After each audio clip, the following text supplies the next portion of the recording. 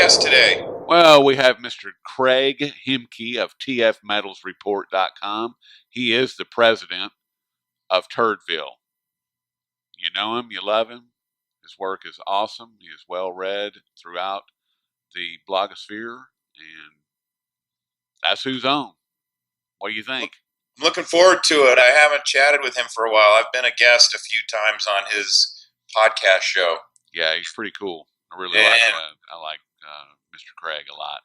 I'm looking forward to his insights on the precious metals market today. Yep. Before we get into that, very bearish economic reports today. And one of them was the existing home sales number, which declined over 3% from the March number. And these are the seasonally adjusted / manipulated annualized rate numbers. So the actual number for April was probably a lot lower than March. I think I said May and April. It was from March to April's. Today's was April's existing home sales report. And the fact is, home sales should be rising going from March to April on a seasonal basis. They shouldn't be declining. So if the National Association of Realtors model showed that home sales were declining from March to April, then it means the real numbers underneath were really bad. Well, now, do you not think that the typical just short of brain dead American citizen doesn't realize that something is wrong? Well, here's what I'm thinking. And again, this is just based on anecdotal evidence I'm seeing in Denver. And Denver is usually considered by demographers and economists as being fairly representative of what's going on a national scale. And to begin with, one of the housing reporting agencies put out a report. I have it, and I'm going to write about it. Put out a report that showed that countrywide, 35% of all homeowners have effective negative equity in their home. So as these prices keep going higher, so that's part of the reason why inventories have been lower than normal for this time of year. People don't want to sell their home because they're underwater. So you've had slightly lower inventories, and what that's been doing is it's been driving up prices in the mid-range. And I also have another article that documents that a large part of that activity is individual investors who are now using mortgages to buy their homes to flip. So you've had this whole dynamic pushing prices up.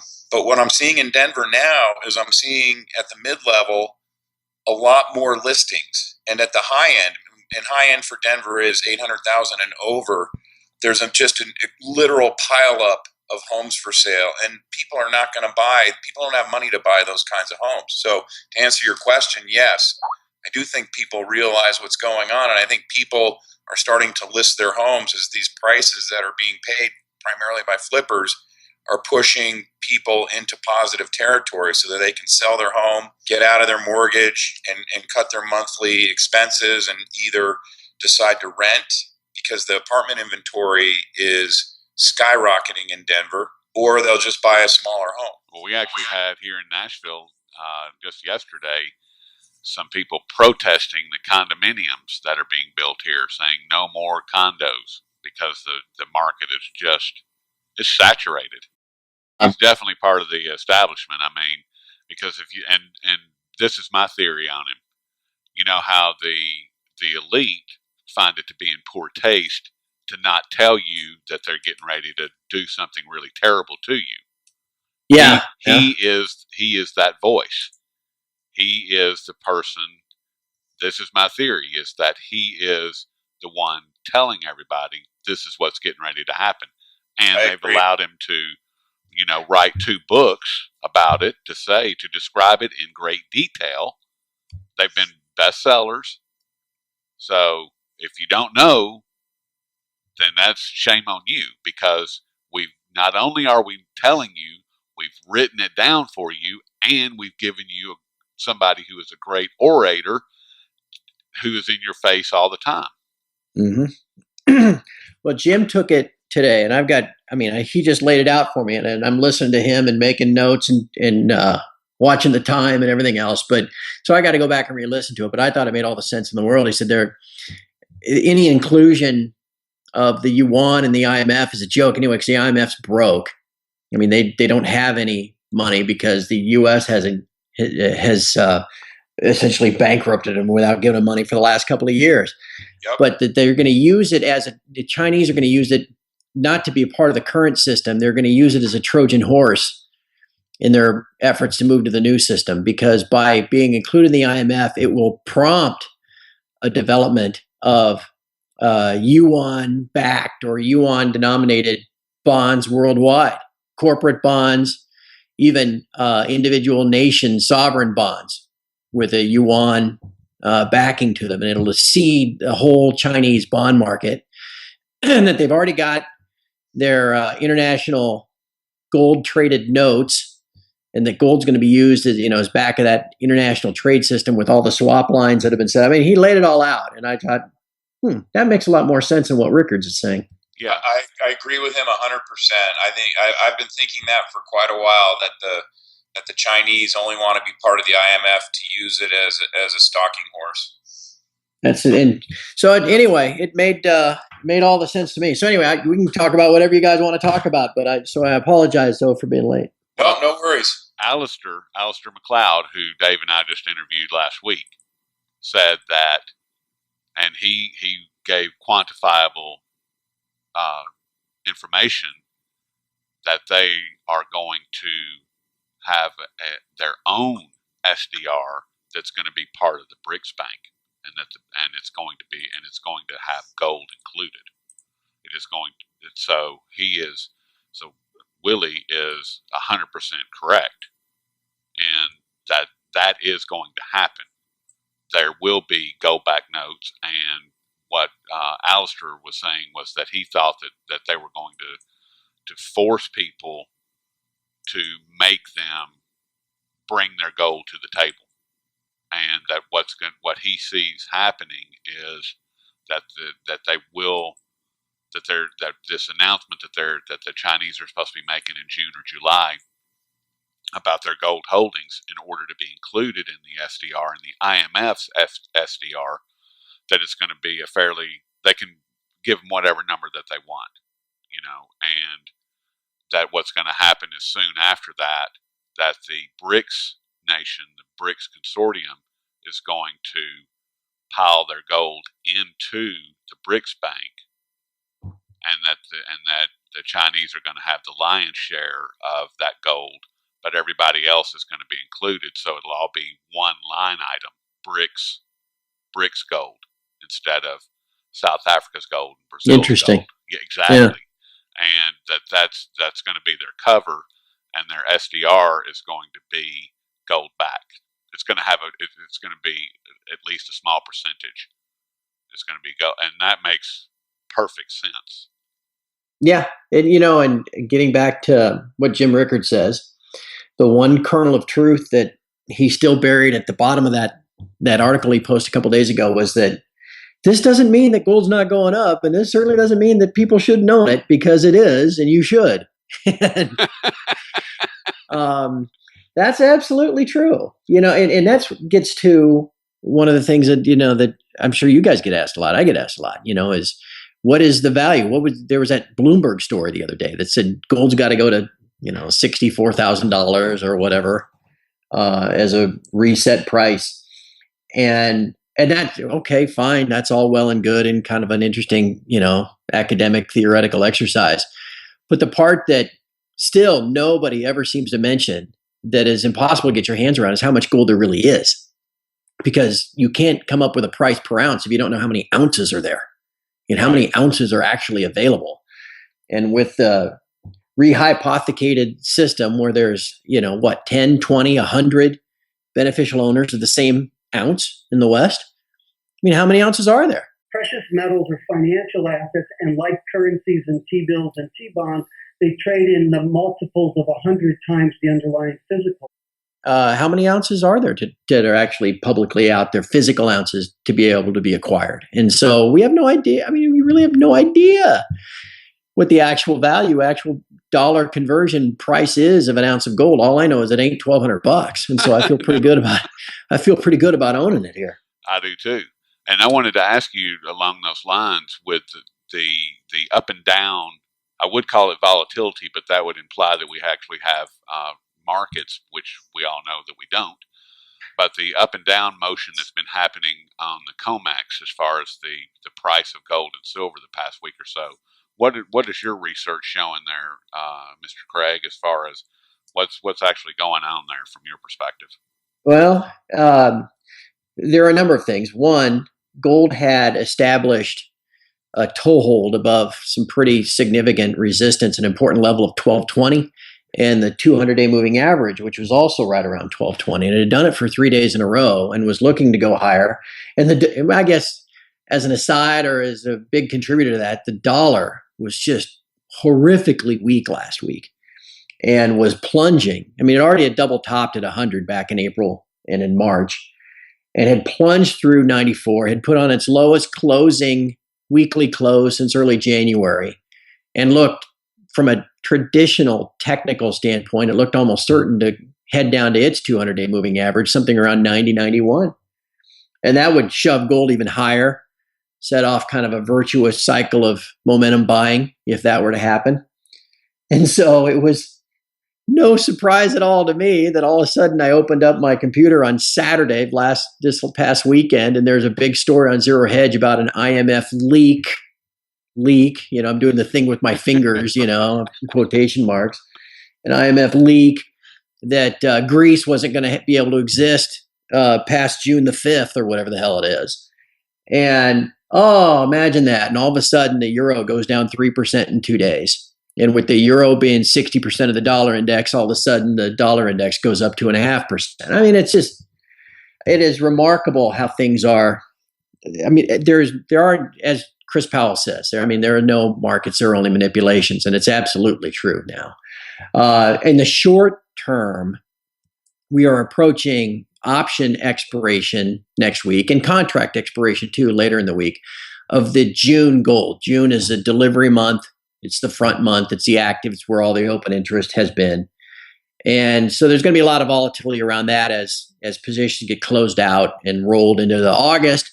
But also for option expiration this coming Tuesday, if you take a look at the open interest, there is as clear of a demarcation line of least pain possible to the market makers, the banks, that you're ever going to see. It's right at 1,200. There's about 9,000 open $1,200 puts and about 9,000 open $1,200 calls.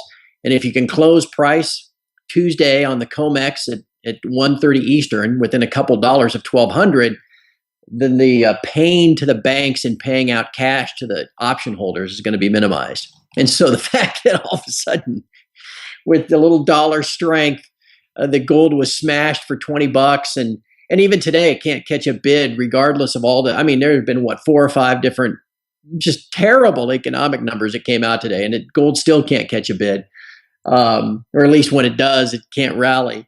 The fact that that's continuing today, I mean, to me, is just the banks just trying to minimize their pain into option expiration, and we'll see what happens next week and once the calendar flips.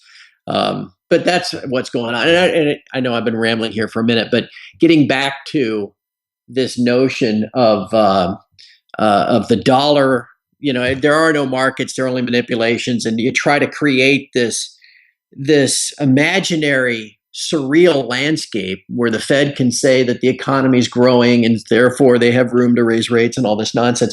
This thing that came out yesterday, that the Fed is now going to, because they don't like the GDP numbers, that they've, when clearly we have to have growth so we can raise rates 25 basis points. And now they're going to doubly seasonally adjust so that they can get whatever numbers that they want. It's unbelievable. There was a great tweet that came out from Zero Hedge that said that the Fed must believe that if you doubly seasonally adjust a part-time job, it becomes a full-time job. That's exactly how it works. I mean, and it's like I saw that story. I had first seen that story a couple days ago because that's something that the San Francisco Fed suggested should be done, and that's where Mother Felon came from, was the San Francisco Fed. So I thought, well, this is exactly what they're going to do, and lo and behold, that's what they're going to do. And I suddenly got this kind of futuristic feeling that I was in like one of those Hunger Game movies where the news or the leaders are broadcasting what you need to know from a giant video board, like you'd see it, at a football stadium and all the people are just standing there staring at it as they're told what they need to know, whether it's truthful or not. That's what the reality is. And that's what the Fed is attempting to do. It doesn't matter what the actual truth is. It doesn't matter what the actual growth numbers are. They're going to tell you what the numbers are that they want, so then they can justify whatever it is they're going to do next. It is a weird. If we're not close to being on the last legs, then I'm not sure where we are, because they're at the point where they're just openly making things up and manipulating data just to game whatever they want to do, and it is surreal to watch. It really is. Craig, what you just described and attributed to Hunger Games, I mean, that's right out of Orwell's playbook. I mean, yeah, it is. You're right. What's going on right now with the propaganda and the way they're manipulating the data and basically telling us what we want to hear, pushing the stock market up to new record levels every time the economic numbers get worse. I mean, that's almost Orwell verbatim. It's frightening. Yeah. Just how accurately he predicted how this how this whole thing would unfold. You're absolutely right, Dave. And he is the author of that. And it is, I remember reading that book, when I was in high school, and to watch it play out. And we're definitely headed in that direction. And again, this idea, as we had mentioned earlier, that the creditor nations, chief among them being China, are going to continue to express a willingness to participate and prop up the current system, I just think is just nonsense. I mean, they'll prop up the current system as long as they feel like there's some advantage to them to doing so.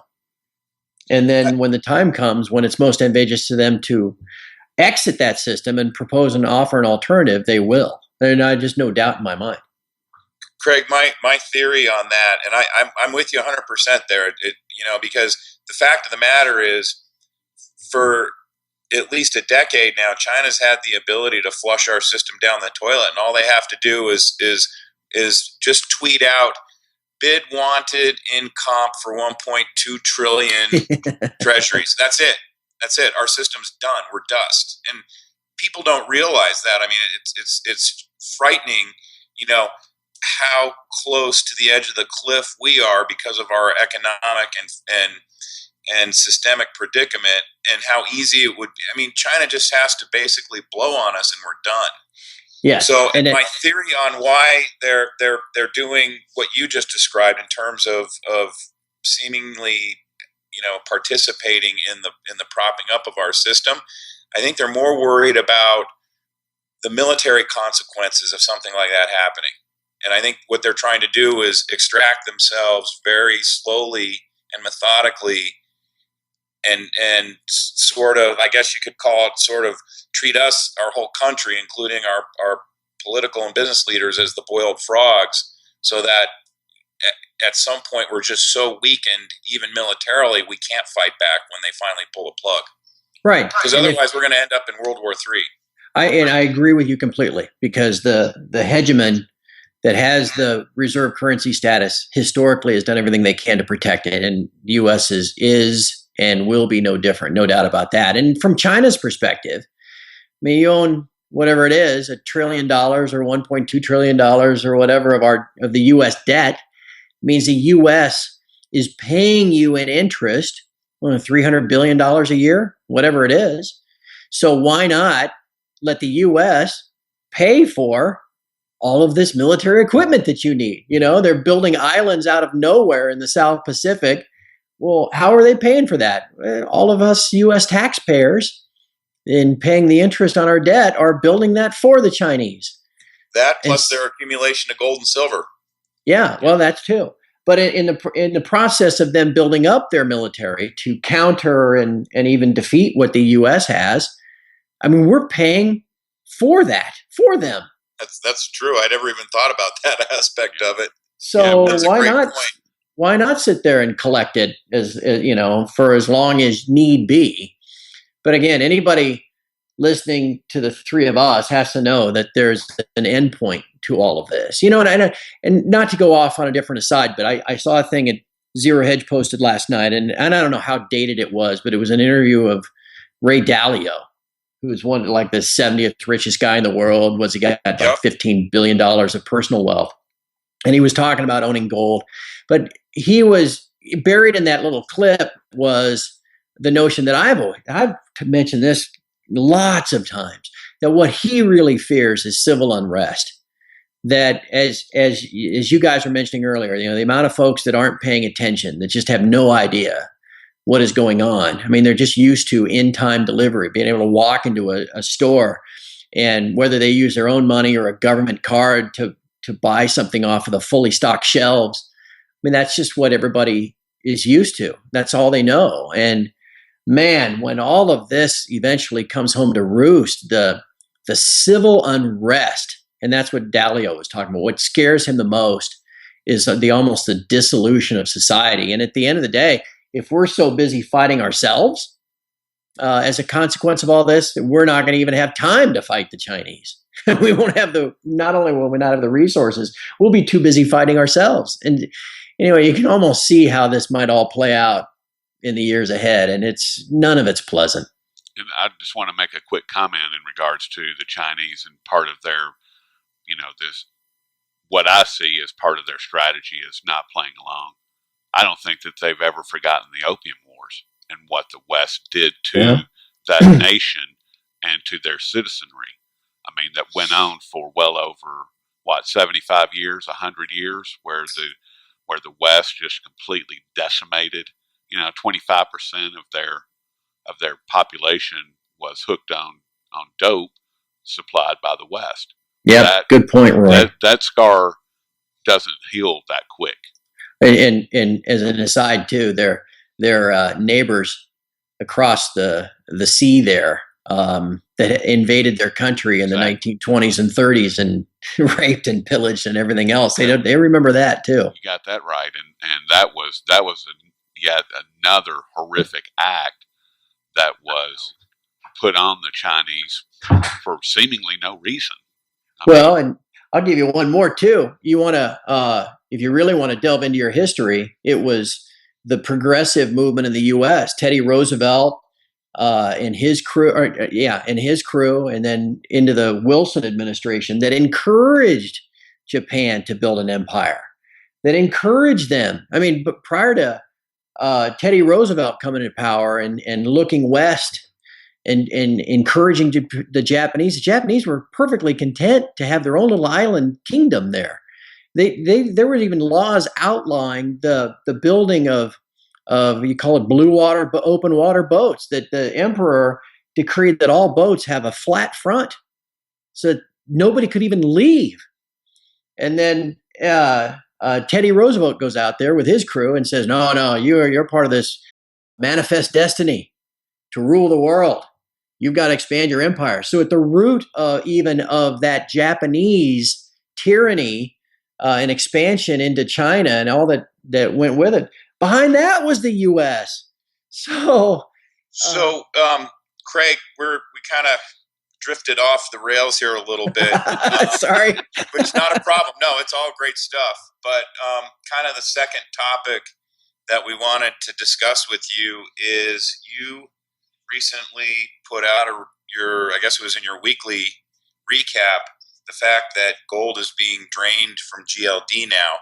And just to put some numbers and comparisons on it, since February 5th, 55 tons of gold has been drained out of GLD. Now, this is, just to qualify this is what they're reporting. It doesn't mean that the gold is really moving in and out, but they're claiming that gold is leaving GLD. Now, at the same time, the open interest on the COMEX in gold or paper gold has gone up by 107 tons, and the price of gold is moving higher. So, one, how can GLD be telling us that they're losing gold while the price of gold is going up, which is indicating that there's an increase in demand for gold, which is reinforced by the numbers coming out of the COMEX? And number two, if you recall, for the last 4 years, GLD's been losing gold since it peaked in December of 2012, and it's lost almost close to half of its gold since then. Yep. So it says. And we kept hearing from the media, especially Bloomberg, as you mentioned Bloomberg about that other article. talking about how the fact that GLD is losing its gold, it means investors have lost interest in the sector. Well, the price of gold is going up and GLD's inventory is still going down. Where are the articles saying, how can this be? Right, exactly.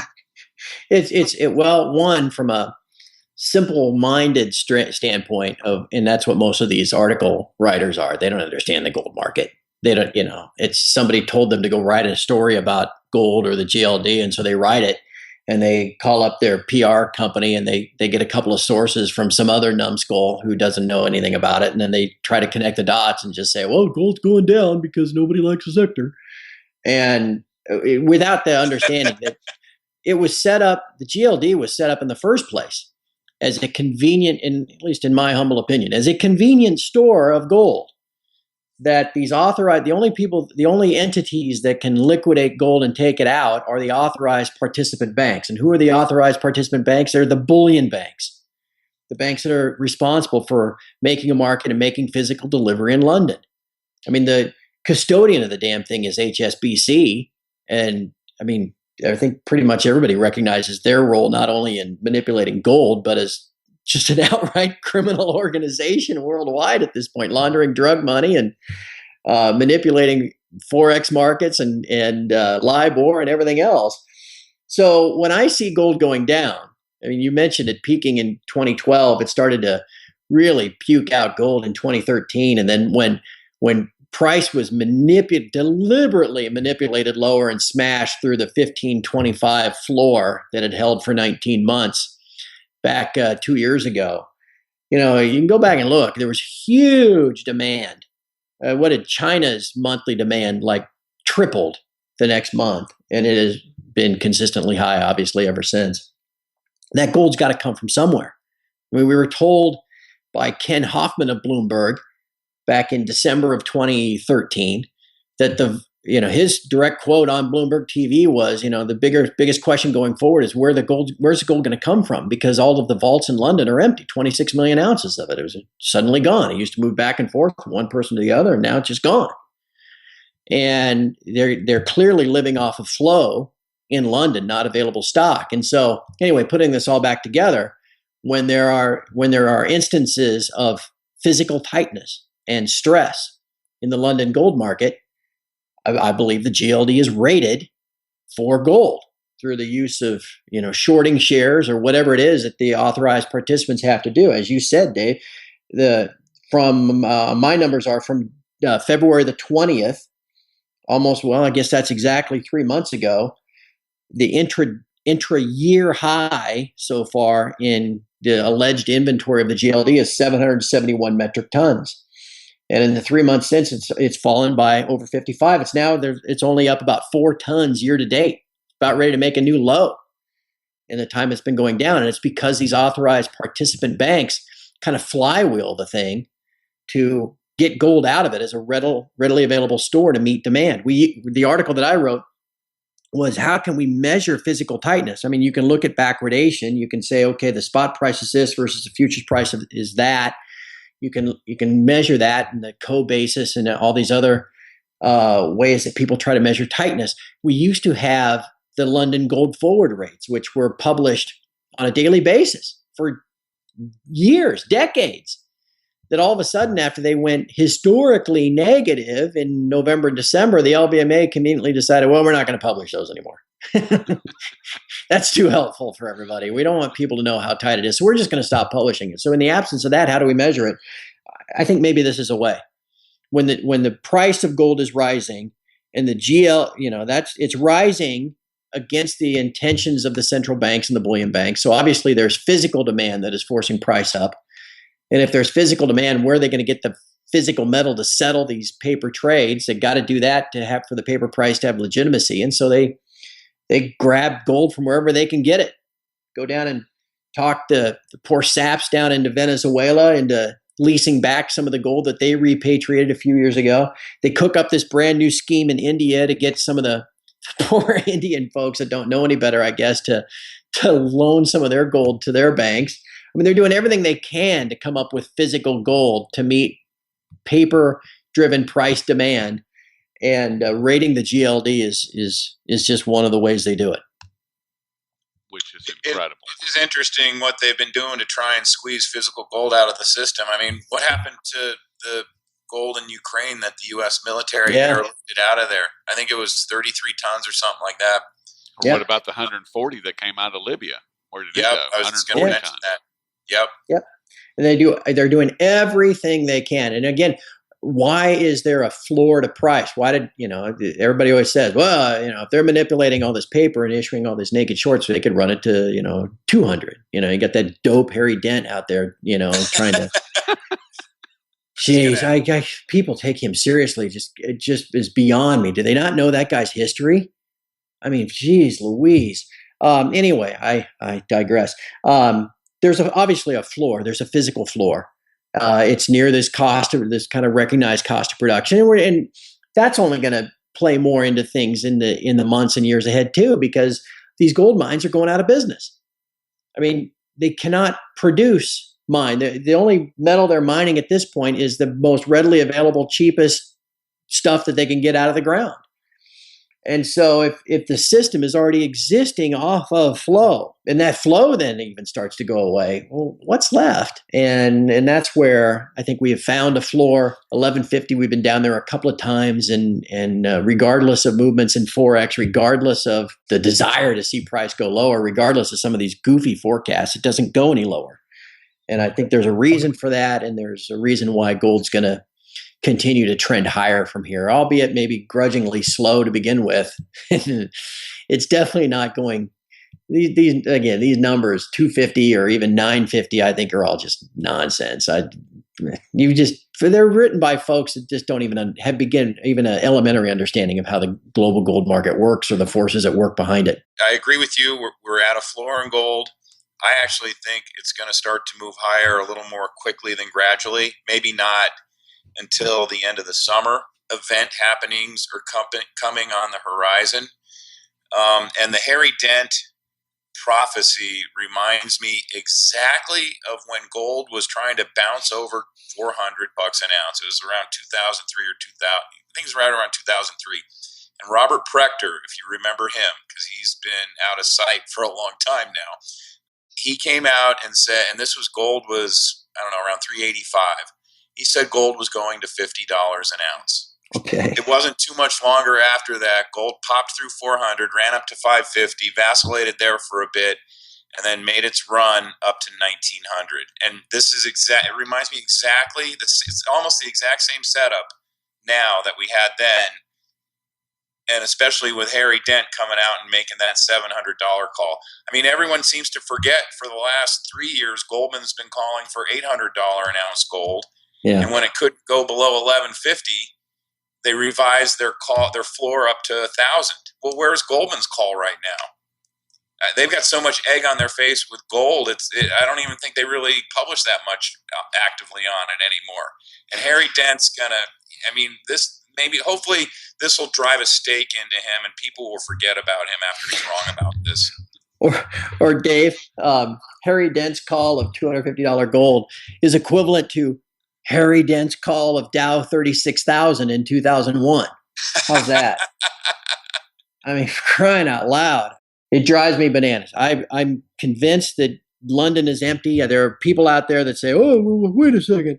How could London be empty if there was all this controversy about HSBC closing their gold vaults and admitting that they have gold in those vaults? You're talking about client gold.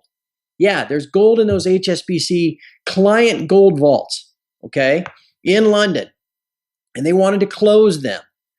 Okay, we're not talking about wholesale vaults where there's allegedly tons and tons, hundreds of tons that's gone. I mean, the client vaults of HSBC, we're talking about maybe what? A ton, maybe. That's a totally different animal. Gold is in very tight supply worldwide. And as we were discussing earlier, there are multiple beneficial owners for every single ounce, physical ounce. The only way you know you own it is if you hold it. If you're standing in line with everybody else as a GLD holder or as a pooled account or an unallocated account, and you think, oh, I got gold. Yep, I got this statement right here. It says I own it. Yeah, right. You're going to find out the hard way when the time comes. Yeah, and good luck with that. Yeah, now's the time to be accumulating it. No doubt about it. Yes. I agree with you. I think London's empty. James Turk was on our show, and he agrees with that. I think Alistair McLeod agrees with that. I think New York's empty. I think Fort Knox is empty. Well, really, Fort Knox is now the deep underground storage at West Point. That's largely empty. I mean, all you need to know is what happened with Germany to verify that. And it's interesting. I hadn't been looking at premiums on American Gold Eagles for a while, and I pulled them up last night. And the premiums on 1 ounce Gold Eagles now are about $70. And the last time I had looked, it was more like around $35 or $40. So just the fact that the premiums on American Gold Eagles have expanded like that tells you that there's tightness in the market. Well, and on a larger scale, I was looking at an article that the premiums in India on their gold market in India are close to $100 an ounce. Right. Well, yeah, and actually, Rory, we can talk about that later. I actually get a 3 times daily letter, and one of the things he tracks is I see the premiums in India on a daily basis, and part of that is the duty that's imposed on the price of gold. What you got to look at is the the market price of gold ex duty, and that tells you what the premium is. And the premiums are positive right now, but they fluctuate. Okay. So I don't know who wrote your article, but the guy that it's John Brimlow. He's got a newsletter. It's called Gold Jottings. It's quite expensive to subscribe to, but it's worth it. And he tracks that. But to your point, though, Rory, and Dave, with the premium and the Western demand, I have followed ever since I heard Ken Hoffman. Ever since I saw that, I've been following a chart. Or at least we've been following it at my site. I call it the Nemesis Line. Pull up a weekly chart and going back to that again, that deliberate smash. Remember, we were down $200 in 2 days. Huge paper dump to try to 1525 had been a floor for 19 months. And there were, you don't even know how many paper stops were below there. And once that got blown out on April the 12th and the 15th in 2013, price went down $200. We've been down obviously below that level ever since we bottomed at 1180 in June, last day of the second quarter, 2013. And 1180, that's still basically acting as a floor now, right? Yeah. Anyway, at the bottom, after the initial bounce back from that smash down in 2013, we recovered to 1440 or something like that by early May. If you connect that high and draw a trend line down, that trend line is the one we've been following at TF Metals Report really in the time since. And we call it the Nemesis Line. And it's the line that has been brutally enforced by the banks. And the reason they do that, and the reason they've continued to try to press down below that trend line, is because if you can keep price going down in the West, then you depress sentiment. Because, in the West, we don't want any of this stuff that's going down. Give me Netflix, right? I just want stuff that goes up. And so there is no physical demand, or at least it's the physical demand in the West is depressed if you can keep sentiment down. How do you keep sentiment down? You keep price going down. And price has been pressed down below this trend line now for the better part of 2 years as it's been running. That trend line, though, now is intersecting with that physical floor that we found at 1150. And so the jig is just about up. And as price begins to rebound, you're going to start seeing what you mentioned, Dave, the increase in premium, because there's this increase in demand. If they're having trouble already meeting physical demand from the East, you start throwing in physical demand now from the West, from Europe, from the US, and the whole system really begins to swirl the drain. And that's what they've been fighting for 2 years. And that's where I think now we're starting to see an acceleration of the stress being put on the bullion banks. And that's where it begins to get really exciting. I would agree. And I agree with you, Craig. You can see where they run into physical supply problems. the whole time. And the first time we broke that line was in March of last year. And if you recall, we got significantly above the line. And on March the 16th or 17th, it was a Sunday night. We got all the way up to open $10 higher at $13.92. And we were $110 lower 2 weeks later and back below the line. And you could see how many times either we've nudged above by 50 or 80 bucks only to be completely immediately reversed back down, or we've tried to just nudge up against the line and be shoved back down. I mean, there is a definite effort, consistent effort that has been made for the last 2 years after they broke price to keep price down, just so that they could simply control sentiment, and by controlling sentiment, control physical demand, because physical demand is what breaks it.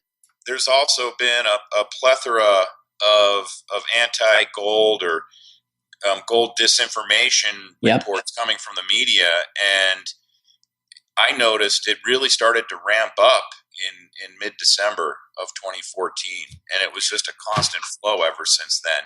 And it's like you say, it's all designed to squash sentiment towards gold in the West. I'll give you a really fun one, Dave. This is on a micro level. In the end of the year last year, not much going on, right? And price they couldn't break it down any further, and they tried to rally in early December. And then for the last 2 weeks, from December 15th through December 31st, if you pull up a chart, I mean, it was sideways. Could not get a toehold above $1,200. And every time it did, it was immediately smashed back. And again, it's admittedly kind of light volume because it's a holiday season. And maybe right around Christmas, I wrote, okay, what you got to be watching for here now. Clearly, there's an attempt to try to keep gold below 1,200. Why is that? Well, because it had closed at 1,200 the year before. And so any movement late in December would have turned out a positive year in gold, and a discontinuation of the trend, of now gold's been down 3 years in a row.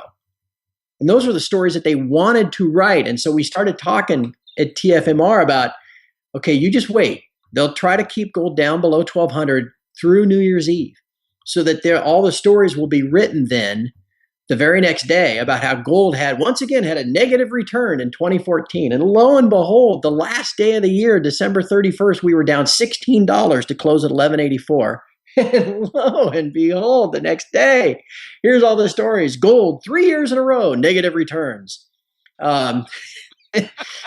People may think that, this guy's had his tinfoil hats on too tight. No, that is, like you said, Dave, that's all done with a purpose in mind. No question about it. And when you can predict that stuff, days and events, like when you can predict how gold come Tuesday, I would say with 90% certainty, I can tell you gold will close on Tuesday on the COMEX, $1,200 plus or minus. Let me give me a range of maybe $250. Why? Because that's a point of minimal damage to the banks at option expiration. I mean, we're here Thursday at noon, and I'm telling you, by Tuesday at 1:30 Eastern, we're going to be in somewhere between 1198 and 1202. Okay, maybe I'll be dead wrong because the world will end between now and then. But if it doesn't, that's where price is going to be, because the banks are in control and they're going to manage it the best they can. That story about how they did it at the end of the year, just kind of fits that whole narrative.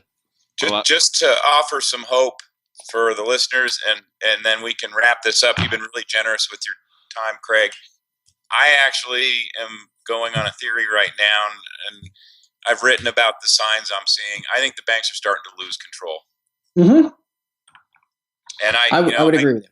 I do think sometimes on these long Memorial Day type weekends, when the U.S. is closed, don't forget that Asia is still open. And just because we're not trading paper gold doesn't mean they're going to stop buying physical gold. And I think we could see a rally this weekend. It wouldn't surprise me. And, I just was writing about this yesterday.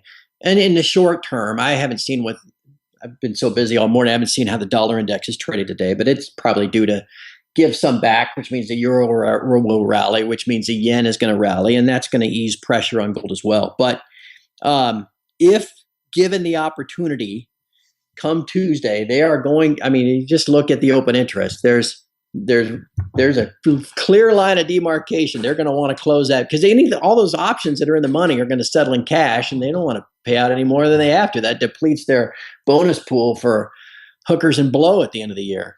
So Can't have that.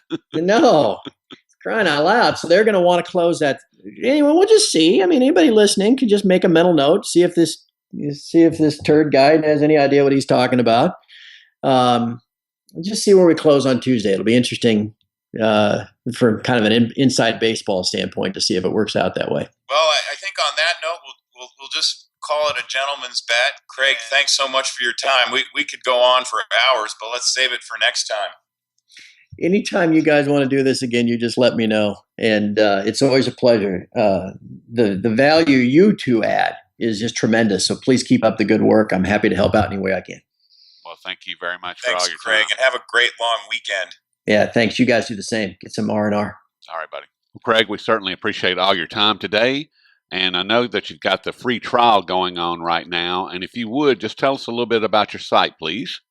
Well, I'm going to throw out a shameless plug. I think my site, I mean, this is a selfish thing to say, but I think I've got the best precious metal site anybody can find in terms of just the quality of the community. And it's free for everybody, tfmetalsreport.com. If you want to go in depth and get a podcast every day and get all of my exclusive stuff, it's a whopping $10 a month to help me pay the bills. I would encourage everybody listening, if you think you're out there alone, you're not. There are a lot of folks out there that feel the same way as you and I and Rory. Come to the site and check it out. I think you'll be happy with it. Again, tfmetalsreport.com. Yeah, the forum that you built into that community is really incredible. Thank you. And it's I've learned so much just hanging out over there. I can't even begin to tell you. And once again, it is free. Craig, thanks so much for your time. We could go on for hours, but let's save it for next time. Anytime you guys want to do this again, you just let me know. And it's always a pleasure. The value you two add is just tremendous. So please keep up the good work. I'm happy to help out any way I can. Well, thank you very much for all your Craig, time. and have a great long weekend. Yeah, thanks. You guys do the same. Get some R&R. All right, buddy. Talk to you later.